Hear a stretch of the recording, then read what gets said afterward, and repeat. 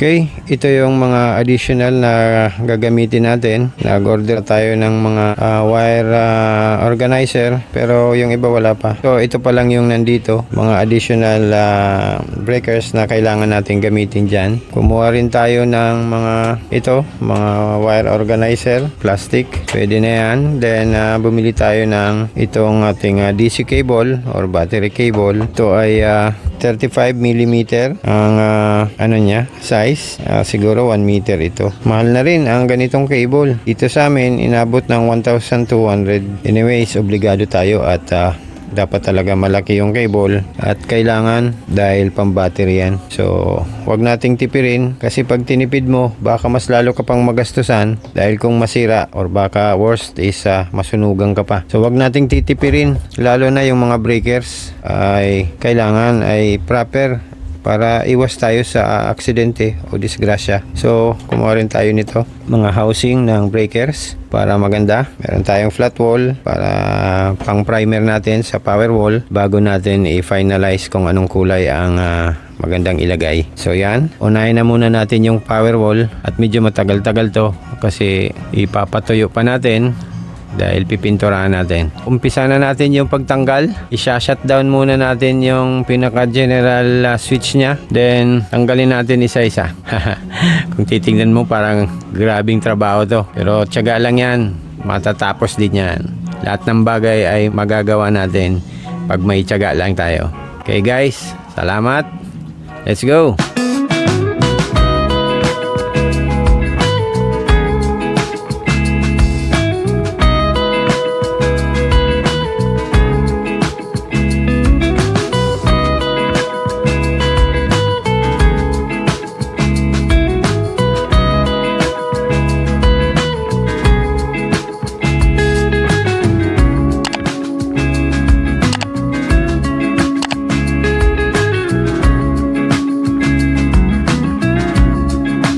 Okay, sabi ko na ang bilis lang eh.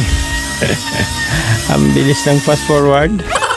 Ayan, tanggal na lahat. Pero itong nandito sa side hindi na natin ginalaw kasi yan yung pinagkukunan natin ng ilaw tsaka ng electric fan dito sa gilid. So ayan muna natin yan dyan at mawawalan tayo ng ventilation dito. So yan, natanggal na. Mabilisan lang. At gagawin natin ngayon ay linisan natin yung power wall, then pinturahan natin ng flat wall na primer na white. Then check tayo dyan sa mga stock natin kung ano yung available na kulay na pwedeng ipatong natin sa white, kung anong kulay ang available dyan. May mga tira-tira tayo dyan, pwede na yan para di na tayo maggastos. Ay nako, kakapagod din pero okay lang para isahan na to at permanentehan na. At hindi na natin kasi to ibabalik sa baba kasi baka in the future may bagyo na naman at magbaha, di madodoble tayo. So dito na to, permanent na to dito sa tool shed.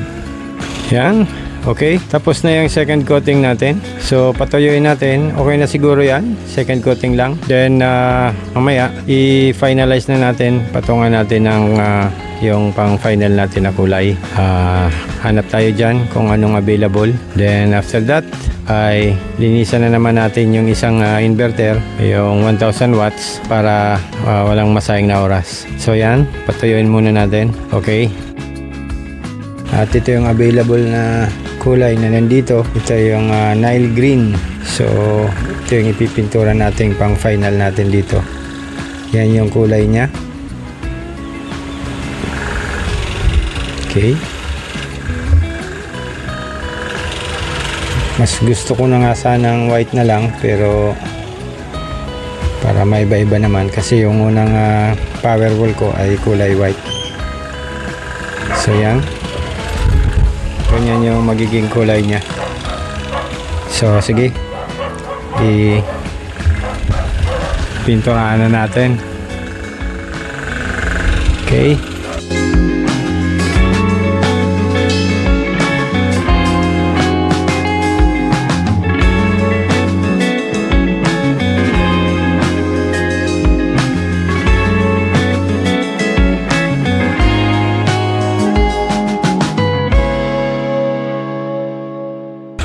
okay, yan na yung Nile green first coating, pero mukhang maayos na. Baka pwede na yan siguro. Okay. So habang pinapatuyo natin to, ay linisan natin yung dalawang inverters natin.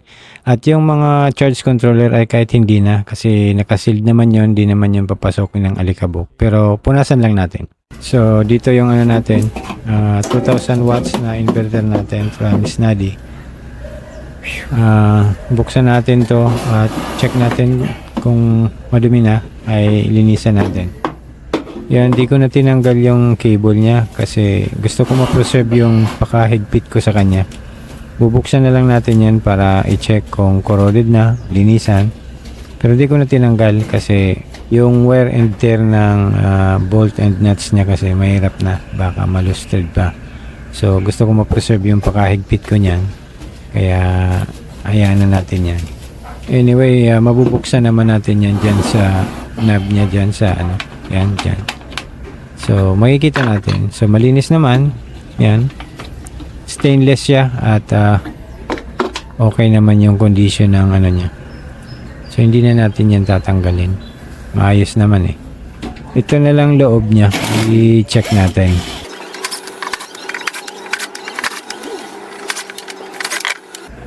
Yan, bukas na.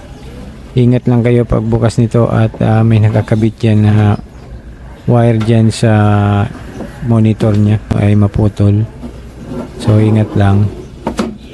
So hindi naman siya masyadong madumi, konting alikabok. Kayang kaya to ng brush tsaka vacuum. Okay, lilinisan na lang yan.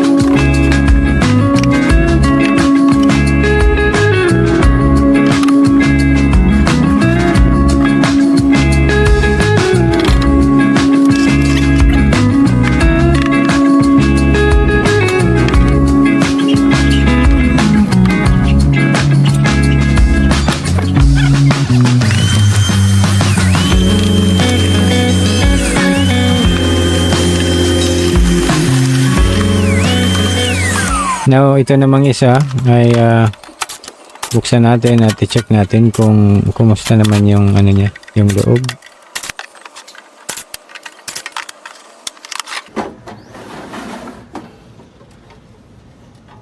Yan.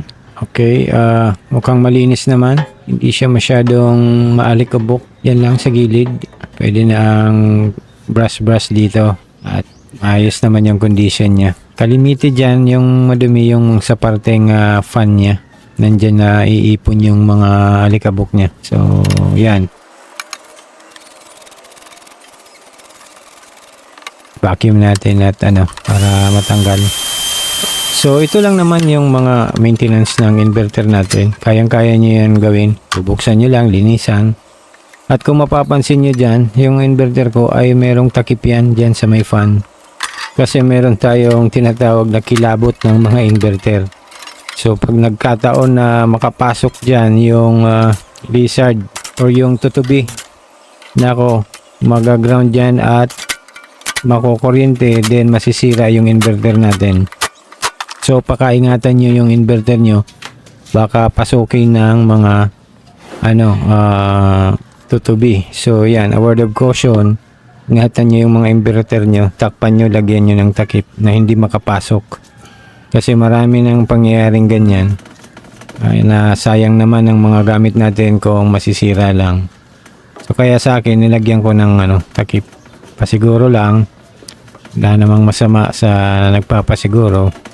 Pero yung ilalagay nyong takip, make sure na well ventilated pa rin. Huwag nyong tatakpan yung fan nya.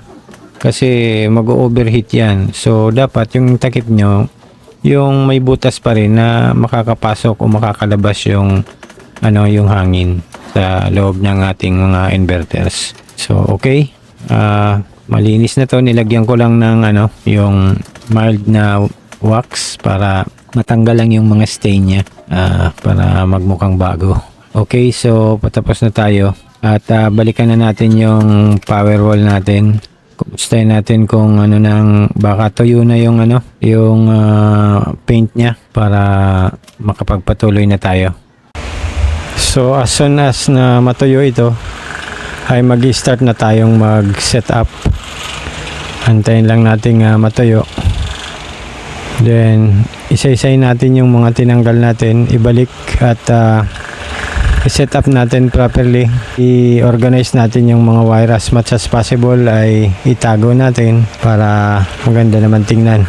Malapit na tayong matapos, nakakakalahati na tayo. At after this ay isi-set up na natin. Itong sa gilid hindi ko na nilagyan kasi mawawalan tayo ng ilaw at ventilation dito kasi naka solar lang lahat dito sa tool shed. So yan, kaya okay na yan.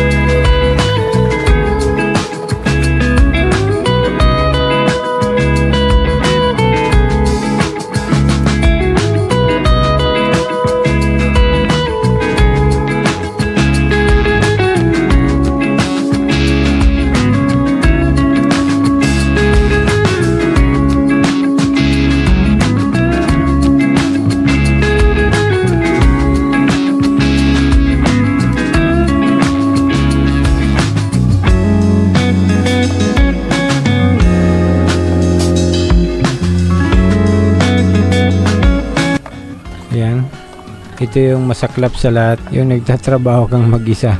Wala ka man lang makatulong na hahawak sa kabilang parte ng inverter. Ang bigat pa naman itong inverter na to. Pero thankfully at kinaya naman natin. Yan, ayos. Tiyaga-tiyaga lang.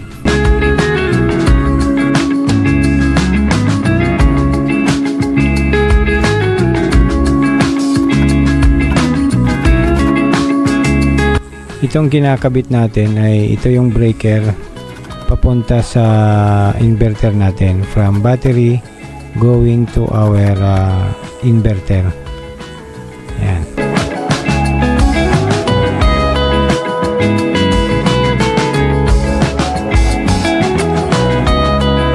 Ito naman yung Bluetooth dongle ng BMS natin.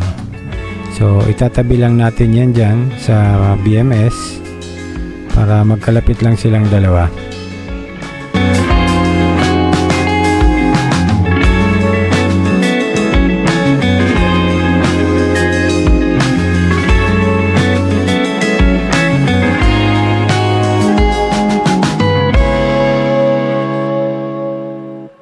Okay, dito ay isinabay ko na rin yung PCAM 015 na nakakabit sa ating BYD battery, para mamonitor natin yung papalabas at papasok na mga details ng battery natin. From battery, yung papalabas niya, at from solar panel natin, yung papasok naman.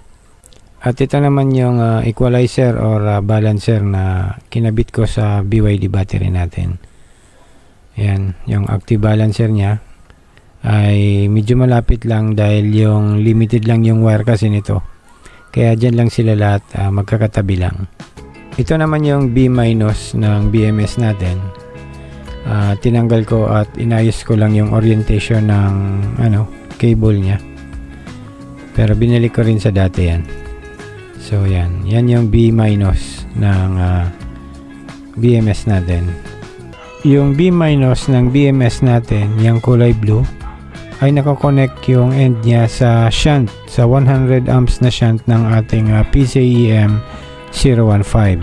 This way ay mababasa ng PCEM 015 natin yung details ng pinapasok ng solar panel sa ating mga battery. Kung meron kayong mga SRNE na solar charge controller, meron yang papel nakasabay sa box na may 4 na butas.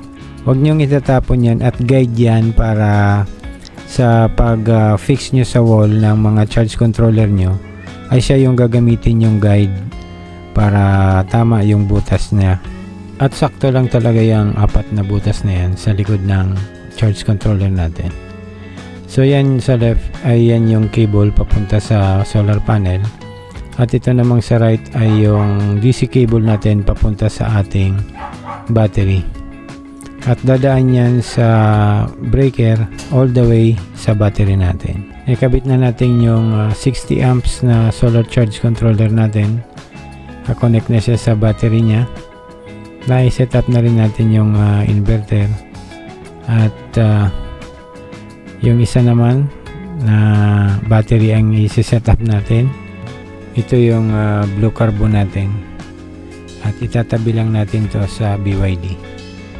Para yung cable niya ay hindi na tayo magpapalit ng cable dahil abot naman siya sa breaker. So yan na lang, hindi na tayo maglalagay ng additional cable na 35mm. At yung binili nating dalawang pares ng DC cable na 35mm ay gagamitin na lang natin sa paparating nating bagong battery. Kasi itong blue carbon natin ay plano ko nang palitan dahil hindi na ako masyadong satisfied sa performance niya. So habang inaantay natin yon, kung mag-assemble tayo ng cylindrical cells or another BYD na lang, so kamot may kung anong mangyari. Kaya yung cable na binili natin ay gagamitin na lang natin dun sa isang battery. So dito, kinabit ko na yung 1000 watts na inverter from Snady na siyang magpapagana dito sa ating blue carbon. So yung setup ko dito ay makikita nyo mamaya kung ano yung setup ko, kung bakit dalawang inverter ang gamit ko. So yan, malapit na. At naikabit na natin yung dalawang charge controller, dalawang inverter, dalawang battery. So okay.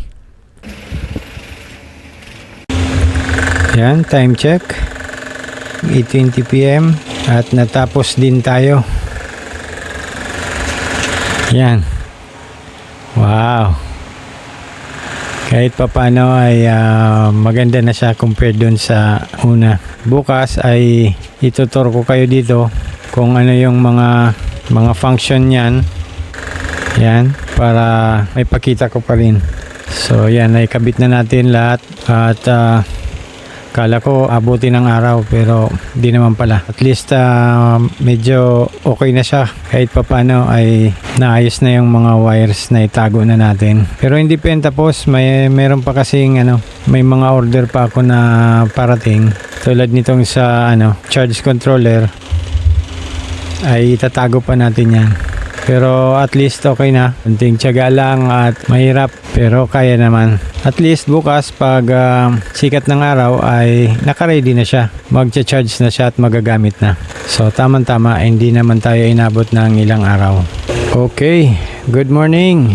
So yan na yung kabuuan ng ginawa natin na trabaho dito sa toolshed. Kahit papano ay naayos. Madali na lang yung iba, mga minor minor na trabaho na lang yan. Ang importante ay napinturahan at kahit papano ay na-cancel natin yung ibang mga wires na dapat itago at na-check din natin yung mga inverters na linisan natin. Kunti lang naman yung mga dumi nila. Yung mga charge controller ay di ko na binuksan at hindi naman mapapasok ng alikabok yan at naka-sealed. So yan na yung trabaho na kabuuan na ginawa natin. Ay salamat at kahit papano ay na-set up na natin ng permanentehan Marami akong mga DC cable at mayat maya kailangan kasi. So yan. Okay. Dito pala, pakita ko lang sa inyo. Yan. Ito yung setup ko dito. Dito yung general switch sa right. At meron tayong multifunction na digital meter dyan sa katabi niya. Yung isang breaker ay sa baba ng bahay. At yung isa naman ay dito sa ating tool shed. Meron din tayong DCSPD dyan sa tabi. So ganyan yung setup. Pero actually yung sa house na breaker ay pumasok pa yan sa isang another panel breaker sa baba para i-distribute yung power nya. Then dito naman kikita nyo meron akong low voltage module dyan at yung power ay may BC or blue carbon nilagyan ko lang. So pag yung voltage ng ng LBD ay uminabot yan ng 13.3 ay dito sa natin sa high power relay ay mag-change yan sa blue carbon. So dito yung blue carbon natin yan. So pag inabot niya yung 13.3 ay yung blue carbon ang gagana at yung inverter niya ay ito. Siya din yung magsusupply ng power na papasok dito sa ating general switch. Then pag inabot niya yung voltage na cut off voltage na sinetup ko ay automatic seamless yung paglilipat niyan ay automatic mag-change yan dito naman sa ating BYD battery. Pag pumasok na yan sa BYD battery, ito naman yung inverter na gamit niya at papasok din yan dito sa general switch para siya rin yung mag-supply. So all in all, mag-change power yan sa kanilang dalawa lang, sa ating BYD at blue carbon. Magpapalit-palit sila to give power supply sa ating bahay. So ganyan yung setup ko dito. Pero dito meron din ako dito sa tabi na pinagkukunan ng grid ng power. And may mga pagkakataon na kailangan ko ng power supply sa kuryente talaga, ay dyan ako kumukuha. So malimit kong gamitin yan lang yung niya consumption 1.8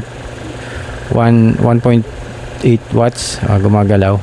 Kasi yung mga gadget natin ay may consumption din yan. So dito sa right side ay yung AC. Pero naka off naman yan mga yan. At dito naman sa ating left side ay mga solar na yan na mga plug. So lahat yan solar. Then yung ating BYD battery ay ito yung 60 amps na charge controller ang gumagana. Sa ngayon ay meron tayong 26.6 amps at yan tumataas 420 watts nagagalaw yan. At dito naman sa ating blue carbon, ito yung charge controller na gamit ko. 16.41 amps yung binibigay niya from our panel.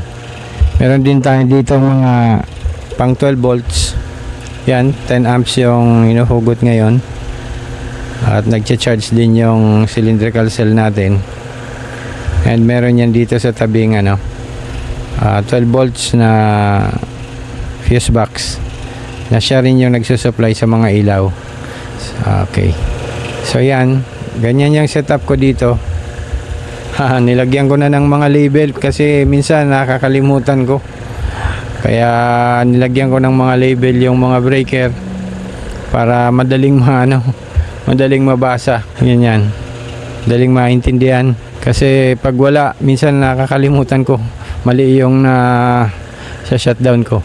Kaya nilagyan ko ng mga label. Ito din yung sa 40 amps na charge controller at ito naman yung breaker para sa 60 amps natin dito. Okay. So thank you very much sa inyo. Hanggang dito na lang ang video natin. So maraming salamat. God bless everyone. Keep safe. Bye.